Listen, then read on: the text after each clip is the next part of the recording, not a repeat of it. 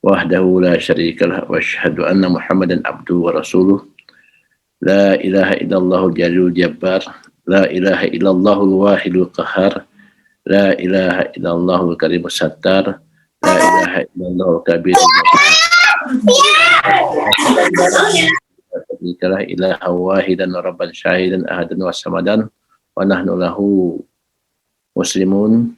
La ilaha illallah wahdahu la syarikalah, ilaha wahidan wa rabban syahidan ahadan wa samadan wa nahnu lahu abidun. La ilaha illallah wahdahu la syarikalah, ilaha wahidan wa rabban syahidan ahadan wa samadan wa nahnu lahu qanitun.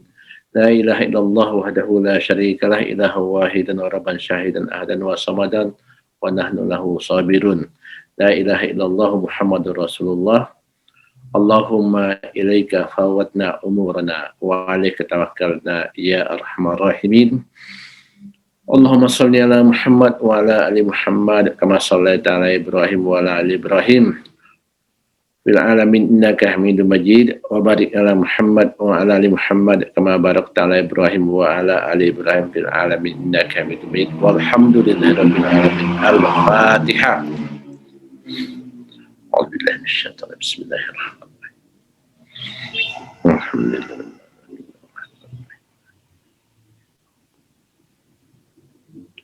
Alladzina an'amta 'alaihim.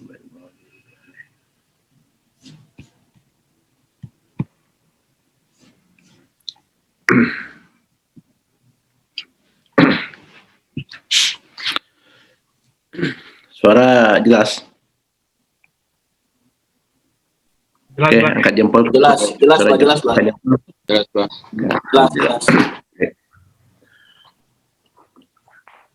Alhamdulillahirabbil alamin. Ya Allah, puji syukur kepada Allah Subhanahu wa taala atas segala rahmatnya yang telah sampai dan curah kepada kita semua. Alhamdulillahirabbil alamin atas semua rahmat yang tercurah kepada kita berupa pemberian daripada Allah Subhanahu wa taala, mulai daripada ujung kaki sampai ke ujung rambut, batang tubuh badan diri kita, mulai daripada perangkat kerasnya berupa hardware maupun softwarenya, bahkan spiritual wear-nya pun dari Allah Subhanahu wa taala. Maka wajib kita bersyukur dan mengembalikan kepadanya. Bersyukur adalah berterima kasih adalah sesudah terima dikasih kembali. Hanya kembalikan kepada Allah Subhanahu wa taala. Sehingga kita menyadari akan hakikat diri kita tak lain adalah daripada perwujudan daripada rahmat Allah Subhanahu wa taala. Selanjutnya, salawat dan salam untuk junjungan kita Nabi besar Muhammad sallallahu alaihi wasallam, manusia sempurna yang menjadi acuan dan suri teladan kita dalam menjalani kehidupan ini, dalam mendekatkan diri kepada Allah, berposisi sebagai hamba dan menjalankan tugas dan fungsi kita di atas kehidupan ini, mengatur kehidupan hidup ini, mengatur segala yang kita temui dalam hidup dengan fungsi sebagai khalifatullah fil ardi. Sesuai dengan firman Allah, inni ja'ilun fil ardi khalifah. Ikhwan fillah, kemudian salam ta'zim untuk guru-guru suci kita yang mulia, yang lewat mereka lah sampai ajaran kebenaran kepada kita, bermula daripada generasi bermula dari Rasulullah, kemudian para sahabat yang uzma, kemudian berlangsung pada tabi'in, salafus salih, dan akhirnya sampai kepada kita, yang mana inilah yang menjadi teraju itu tampuk atau tajuk bagi kita, yang menjadi pegangan, tempat berpaut, tempat berpegang, tempat kita menjadikan ini adalah sebagai sesuatu yang tak bisa tidak harus kita miliki. Ikhwan fillah subhanahu wa ta'ala, ikhwan fillah, pertama kita bergembira, bersyukur kepada Allah Subhanahu wa taala, dan kami ucapkan juga terima kasih atas pengertian ikhwan-ikhwan semua, dan doanya bahwa saya sekeluarga baru saja kembali daripada tanah Samarinda, yaitu Kalimantan, melaksanakan akad nikah Ananda Abdul Latif Arido, yang mana alhamdulillah pernikahannya berlangsung selama pernikahan kami selama 10 hari dengan berbagai dinamika selama perjalanan dengan proses yang luar biasa. Mungkin termasuk diantaranya masa corona ini yang masih berjalan, masih terjadi, dan nampaknya mengalami beberapa hal perubahan-perubahan, baik sistem SOP-nya dan protokolernya pun juga berbeda dari sebelum-sebelumnya.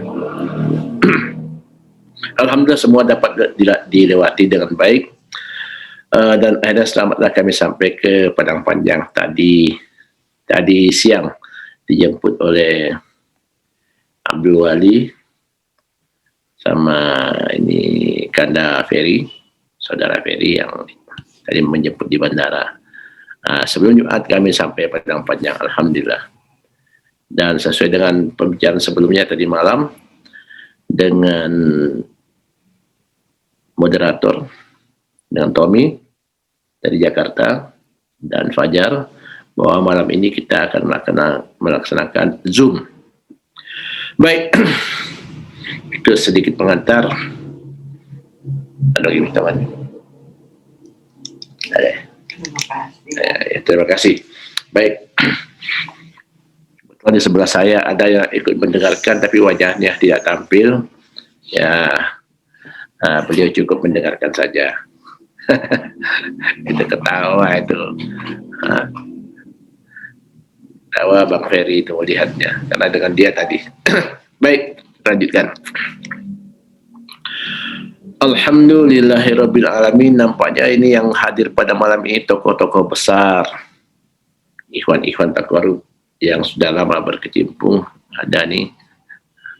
Alhamdulillah kita diberi Allah forum yang luar biasa ini hingga kita dapat bersilaturahmi, sharing, berbagi. Sebagai penjajakan, sebagai paparan awal, saya ingin beritahu secara menyeluruh bahwa dalam Taqwarub itu tidak ada guru murid, yang ada cuma kita gunakan istilah ikhwan atau sahabat. Artinya di sini di forum ini kita saling berbagi, saling melaksanakan watawasau bil haqqi watawasau bis sabar, saling memberi peringatan dan saling memperkaya dan saling meningkatkan kualitas kita bersama, saling asah, saling asih, dan saling asuh. Itu yang penting. Jadi mungkin kalau kali ini mungkin kami akan mengisi, tidak menutup kemungkinan di masa-masa yang akan datang ada di antara kita yang siap juga untuk mengisi, mudah-mudahan, dan itu sesuai dengan apa yang kita punya. Karena bahasan kita tidak menyerempet kemana-mana. Saya ingin forum ini betul-betul jadi forum peningkatan spiritualitas kita, forum untuk meningkatkan kualitas yang sedang kita tekuni. Sebab ternyata kalau kita lihat kehidupan dunia itu ya begitu-begitu saja. Permasalahan dari zaman ke zaman ya itu saja. Cuma mungkin bentuk dan space-nya yang berbeda-berbeda, tapi intinya sama saja. Persoalan kebutuhan akan rasa bahagia, kebutuhan rasa aman, persoalan bahwa hidup itu butuh harapan-harapan, atau persoalan ancaman-ancaman daripada kehidupan itu, persoalan daripada hubungan-hubungan yang mungkin tidak seperti yang diharapkan, dan seterusnya. Kemudian terbukanya kesempatan-kesempatan dalam kehidupan ini untuk meningkatkan diri baik secara kuantitas maupun secara kualitas. Nah, itu persoalannya begitu-begitu saja. Dan yang paling sering timbul masalah yang besar itu apabila sudah ada konflik atau persoalan kepentingan dalam kehidupan. Orientasi seorang dalam memilih hal-hal yang paling penting dalam hidup ini, itulah yang menyebabkan munculnya tindakan-tindakan yang berbeda-beda. Ikhwan fillah, jadi itu persoalan dunia ya begitu-begitu saja. Allah menyimpulkan, wa mal hayatud dunya illa la'bun wa lahun. Tidaklah kehidupan dunia itu melainkan permainan dan sandiwara. Permainan dan sandiwara atau permainan dan kelalaian. Jadi kalau kehidupan dunia ansih atau kehidupan dunia saja, maka pasti itu la'bun wa lahun, apapun bentuknya. Terus kita sekarang hidup di dunia, bagaimana membedakan mana yang kehidupan dunia dan mana yang kehidupan akhirat? Kehidupan dunia itu di sini kejadiannya, kehidupan ukhrawi pun di sini juga, artinya dalam kehidupan kita saat ini. Jadi bagaimana kita bisa tetap hidup di dunia, tapi kita berkehidupan duniawi juga, berkehidupan ukhrawi juga. Nah, inilah wadah inilah yang kita jadikan untuk membahas itu, sehingga dunia kita dapat, ukhrawi juga tidak ketinggalan. Artinya justru ukhrawi terjangkau, akhirat dunia juga. Jadi bukan hanya semata-mata duniawi saja, sebab nanti kalau orang salah persepsi bisa jadi nanti seolah-olah hidup ini untuk ukhrawi itu yang sholat, zikir dan sebagainya.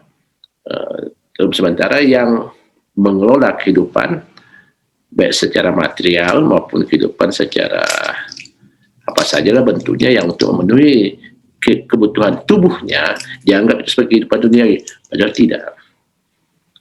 Jadi kehidupan dunia apa? Itu kehidupan yang tidak berorientasi kepada kebahagiaan akhirat, kehidupan yang tidak berorientasi kepada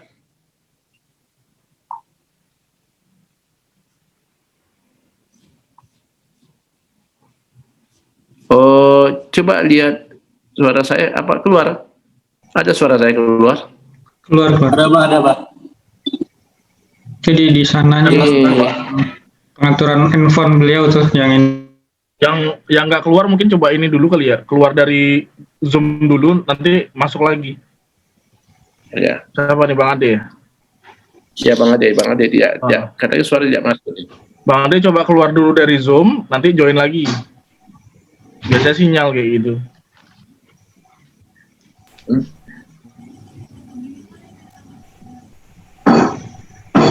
Bentar.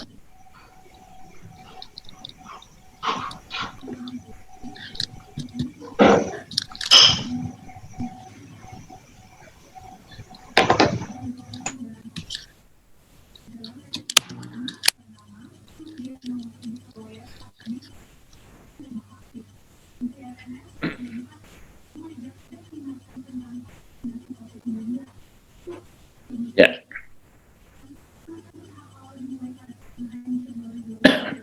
Baik. Kita lanjut aja pelan-pelan ya. Sesuai dengan kemarin kita sudah membahas masalah mukaddimah daripada amalan taqarrub, yang mana mukaddimah itu mungkin kalau diselaraskan ya samalah dengan mukaddimah yang lain.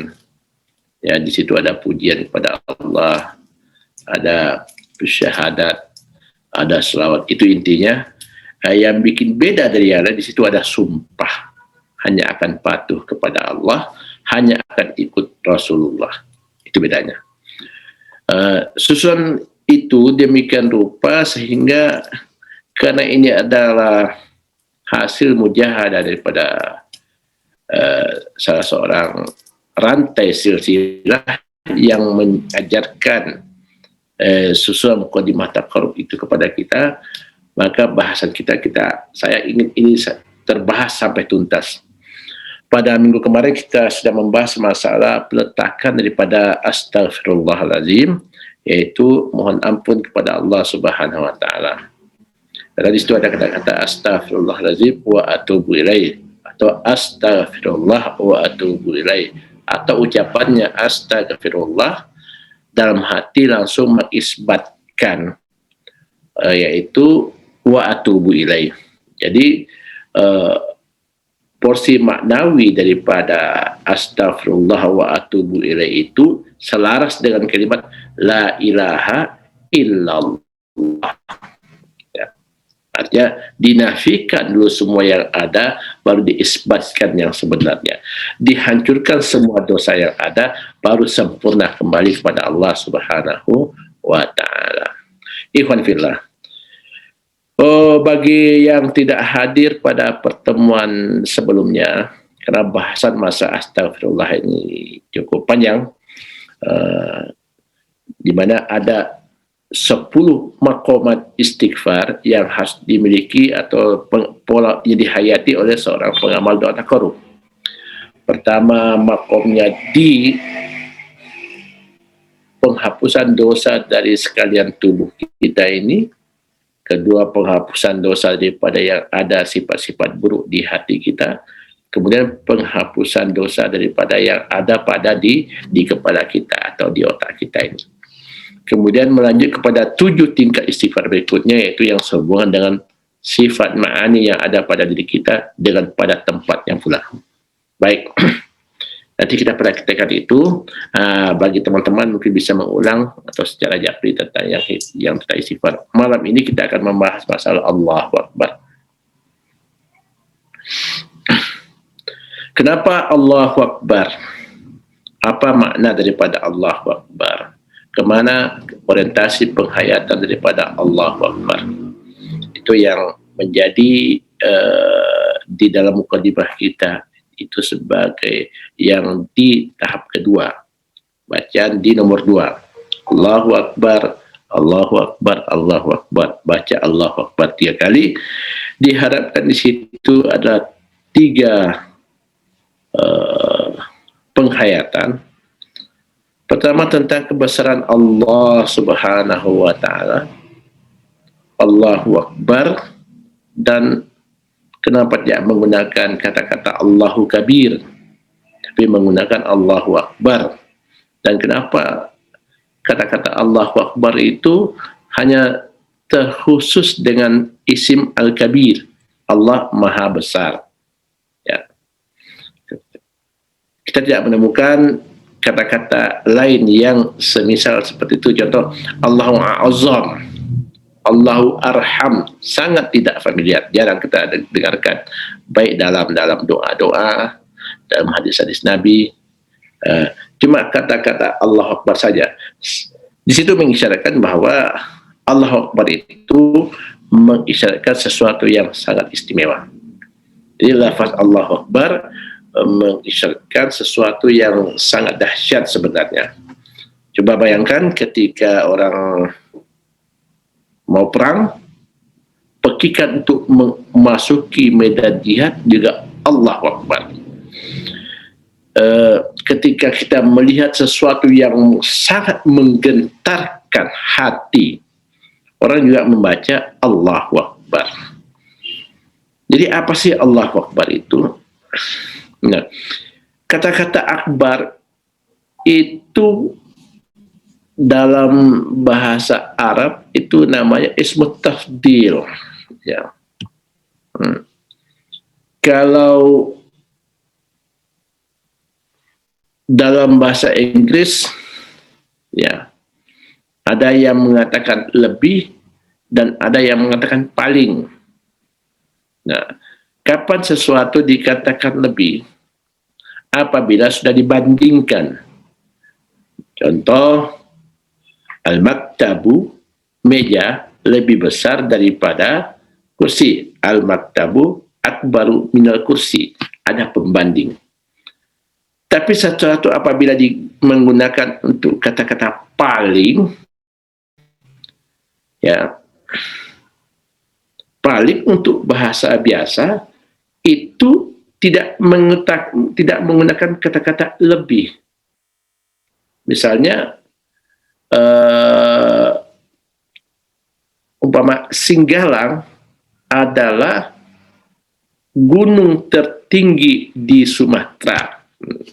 Jadi kata-kata Singgalang, a'lal jabal, a'lal jibal fi Sumatera, ini bahasa Arab ya.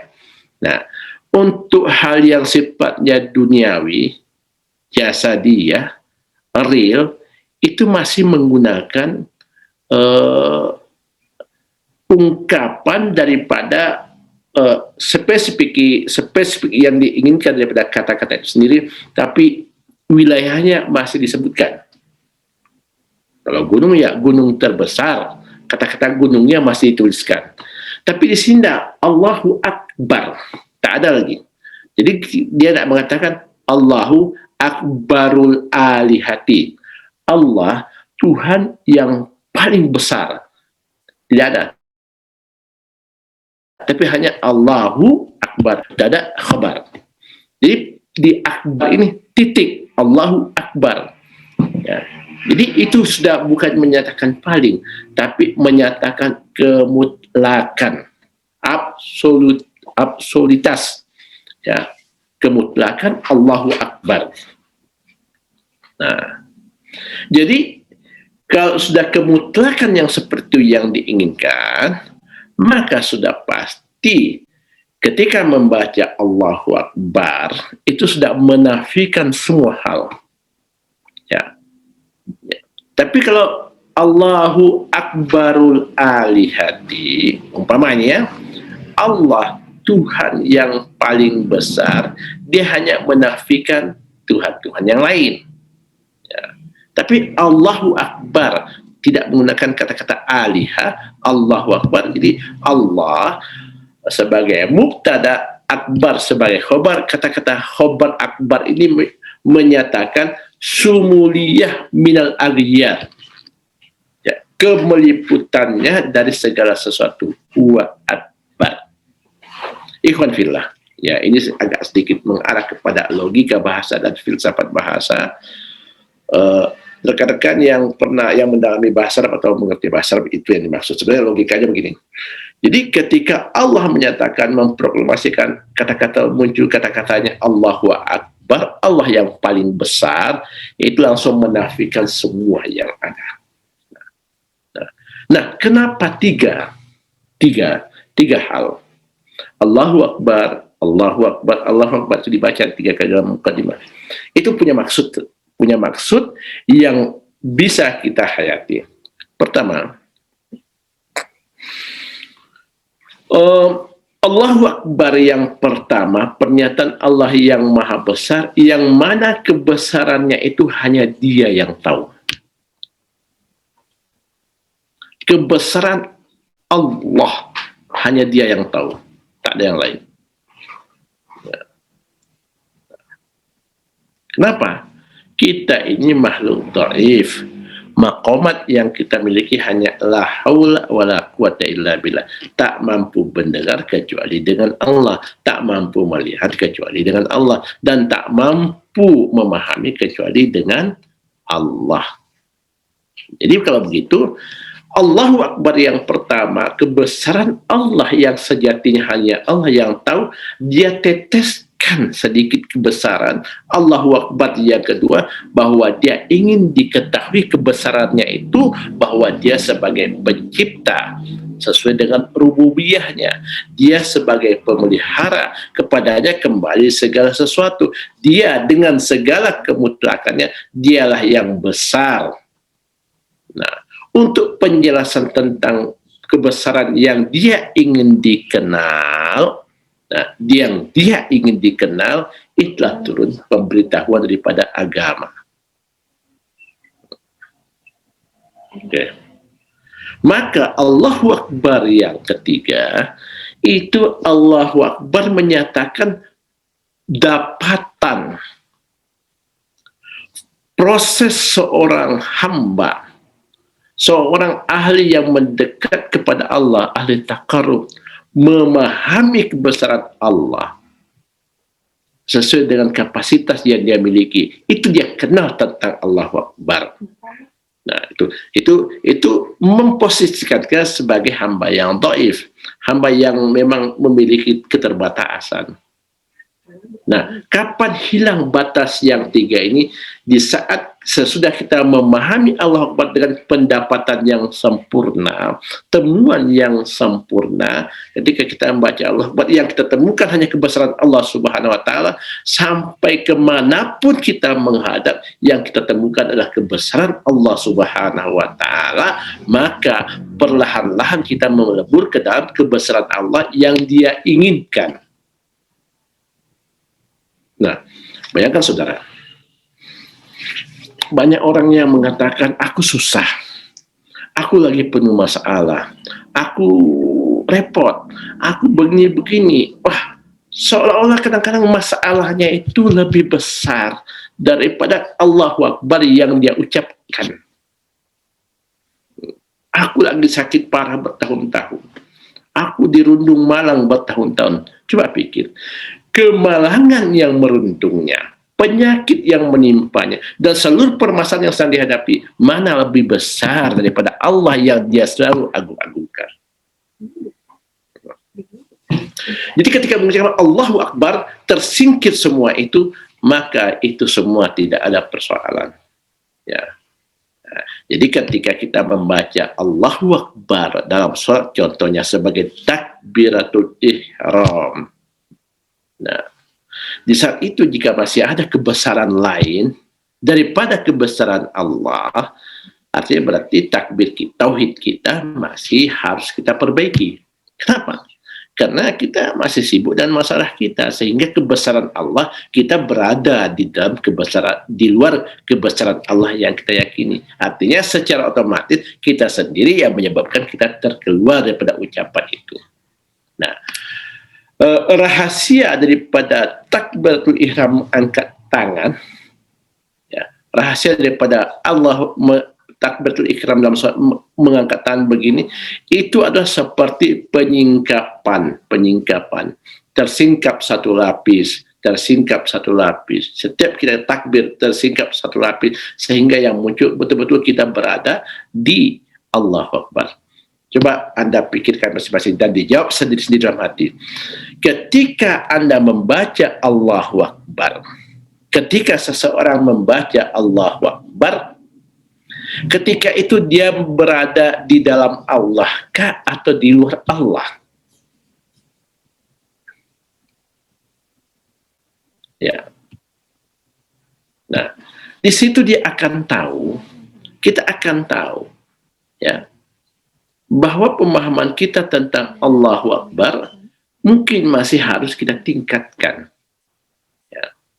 Jadi yang dimaksud Allahu Akbar 3 kali itu bukan 3 kali ucapan Allahu Akbar, Allahu Akbar.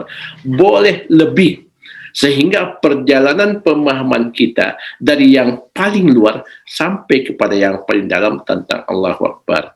Misalnya baca Allahu Akbar, pemahaman kita Allah meliputi tubuh kita. Allahu Akbar, Allah meliputi semua yang ada dalam diri kita. Allahu Akbar, Allah meliputi wilayah yang ada sekitar kita dan kita di dalamnya. Allahu Akbar, Allah meliputi semesta ini. Allahu Akbar, tak ada sesuatu pun yang lepas dari Allah Subhanahu wa Ta'ala. Nah, itulah hakikat daripada penghayatan Allahu Akbar. Maka bunyi daripada tasbihnya Allahu Akbar kabira walhamdulillahi bukrata wa asila. Coba lihat, ada bukroh, ada asil, ada pagi, ada petang. Apa maksudnya? Dalam dinamika pertukaran waktu, orang memahami peningkatan. Bagaimana bentuk peningkatannya? Nanti kita akan temukan dalam peningkatan selanjutnya. Allazi khalaqa sab'a samawatin tibaqa ma tara fi khalqi rahmani min tafawut farji'il basar hal tara min futur summa ji'il basara qarrataini yang qalibu ilaikal basar khasiyaw wa huwa hasir. Allah yang menjadikan langit 7 lapis, dan pada penciptaan Allah tak ada kesia-siaan sedikit pun. Lihat sekali lagi, tak kau temukan cacat dalam perbuatan Allah, dalam ciptaan Allah. So, kemudian lihat sekali lagi, berarti 3 kali kita disuruh melihat.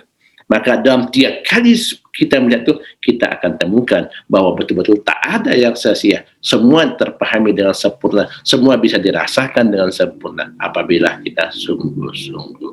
Maka Allah katakan dalam surat 30 ayat 30, surat 30 ayat 30, fa'akim wa'akim wajhaka lid-dini hanifa fitratallahi la tabdila li kalimati. Hadapkanlah wajahmu kepada Allah hanifa, dengan tulus. Apa yang tulus itu? Maksud itu sempurna, habis lepas semua keakuan yang kita sandang, habis ananiah kita, maka di saat itu itulah fitrah Allah. Artinya orang yang sudah sempurna berserah diri dan menghadap pada Allah Subhanahu wa taala, maka dia akan mendapatkan fitrah Allah. Apa fitrah Allah itu? Fitrah, kesucian dari Allah. Kesucian dari Allah, kemurnian dari Allah. Kalau sudah kemurnian dari Allah Subhanahu wa taala, sudah pasti sesuatu yang tak bisa disebut, tak bisa dikata-katakan, sesuatu yang belum tak bisa diungkapkan seperti apa, dan hanya bisa diyakini dan diterima oleh sendiri-sendiri kita, pengalaman kita bertakarub kepada Allah Subhanahu wa taala. Demikian dahsyatnya Allah Akbar. Saudara ingat, ketika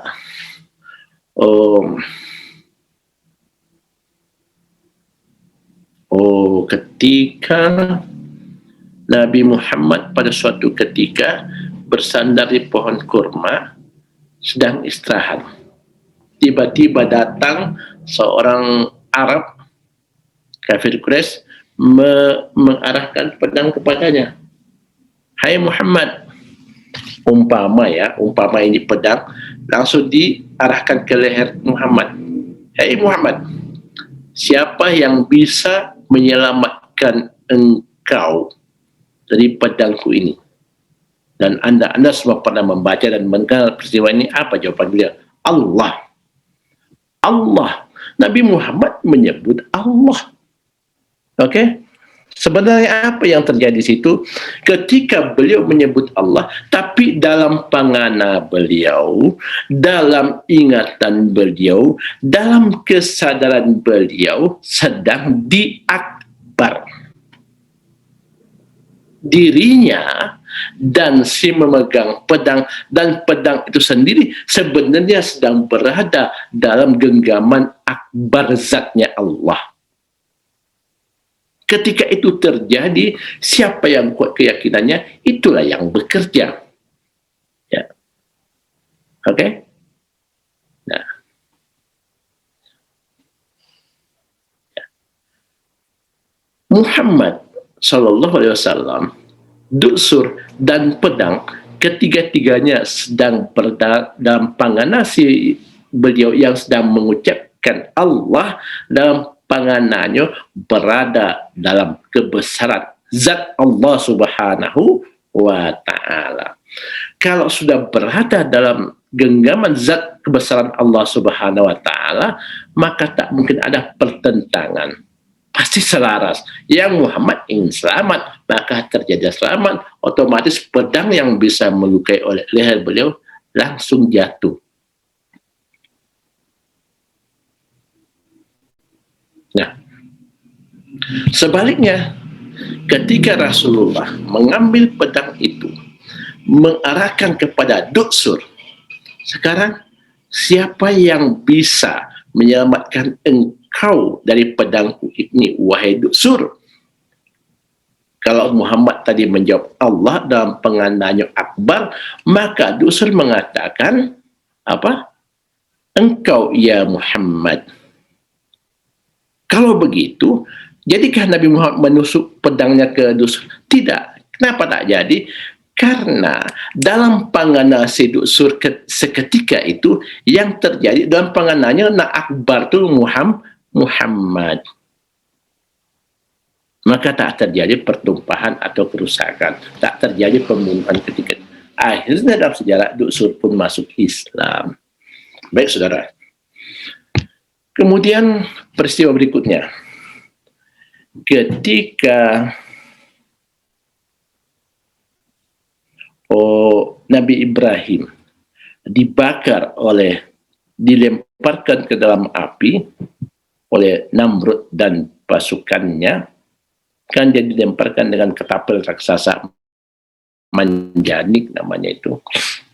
Nah, apa ucapan Ibrahim ketika itu?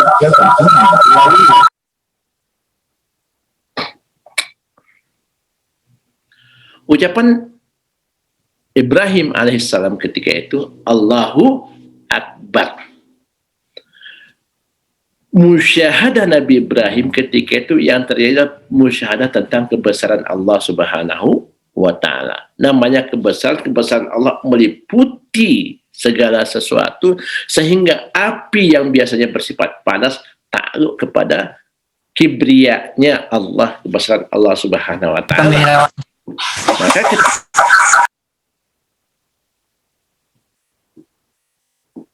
ada suara ya.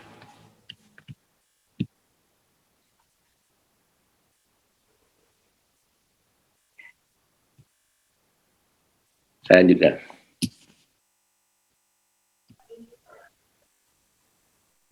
Ya. Itu terjadi. Yang nampak olehnya adalah kebesaran Allah Subhanahu wa Ta'ala. Yang terucapkan olehnya adalah kebesaran Allah Subhanahu wa Ta'ala. Sehingga panasnya api takluk dalam kebesaran Allah Subhanahu wa Ta'ala. Hukum api yang membakar kalah dengan kebesaran Allah Subhanahu wa Ta'ala, maka Ibrahim pun tak terbakar. Yang ketiga, peristiwa Allahu Akbar ini, ketika perempuan Mesir menyaksikan keindahan wajah Nabi Yusuf alaihissalam, ya, mereka bertakbir Allahu Akbar. Ini bukan manusia, tapi ini adalah malaikat. Kenapa? Karena ketika itu Yusuf alaihissalam dalam penganannya sedang berada dalam genggaman zat Allahu Akbar. Sehingga yang memancar dirinya kebesaran Allah Subhanahu wa Ta'ala dalam bentuk jamaliyahnya. Sehingga merontokkan semua perasaan-perasaan orang yang melihatnya. Ikhwan fillah. Jadi itulah maka kita di dalam doa takarrub ada membaca Allah Akbar 3 kali supaya bisa kita pahami sebaik-baiknya kita dapatkan rahasia daripada Allah Akbar. Orang yang sudah mengucapkan Allahu Akbar dengan hati, dengan pikiran, dengan perasaan, dan dengan segala apa yang ada pada dirinya, maka dia adalah manusia yang paling kuat. Dia adalah manusia yang paling kuasa. Dia adalah manusia yang paling pokoknya dia sudah memiliki kebesaran Allah Subhanahu wa Ta'ala. Maka tak heran ada orang yang masin lidahnya, ada yang orang tajam pandangan matanya, ada yang orang jauh jangkauan pendengarannya, ada yang orang tajam firasat ilmunya, kuat dia menganalisa, ada orang tajam firasat hatinya. Kenapa? Karena dia sudah berada dalam Allahu Akbar. Jadi kalimat ini diwariskan oleh Rasulullah kepada kita. Allah nukilkan dalam Al-Quran, bukan semata-mata hanya sebatas kata-kata. Ini adalah kata-kata yang dari Allah datangnya, maka dia seolah-olah seperti innaha kalimatun huwa qailuha. Sebuah kalimat yang datang dari Allah pasti punya rahasia, pasti punya hikmah yang sangat berguna, yang sangat bermanfaat untuk orang yang ingin mendekatkan diri, memahami Allah Subhanahu wa Ta'ala, bertakarub kepadanya, bertauhid yang sempurna, dan sampai kepadanya menjadi hamba yang terbaik, anfa'u linnasi wa ahsanuhum khuluqa. Barangkali itu yang dapat kami sampaikan pada malam hari ini. Kita lanjutkan sebelum kita zikir bersama. Kita lanjutkan, mungkin ada dialog. Sepanjang yang kami sampaikan, kalau ada yang mau ditanyakan atau ada yang melontarkan sesuatu yang bisa kita bahas bersama, karena minggu depan kita akan lanjutkan lagi pembahasan tentang a'udzubillahi minasyaitonir rajim, insyaallah.